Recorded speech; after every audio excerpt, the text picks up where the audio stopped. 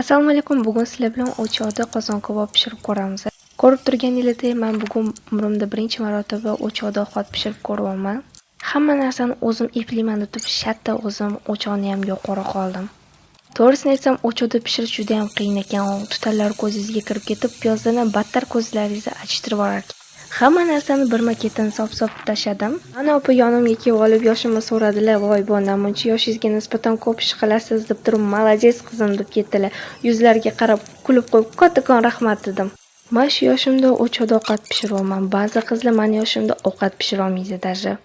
O'zi ham juda ham shirin qilganman shekil. Uyimdagilar hammaligi qo'ling dard ko'rmasin, juda ham shirin chiqibdi deyishdi. Ayniqsa akam.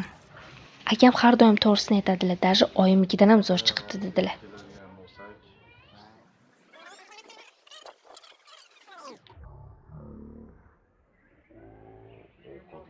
Taomlarim ichida eng shirini bo'pti desam ham yanglishmagan bo'laman.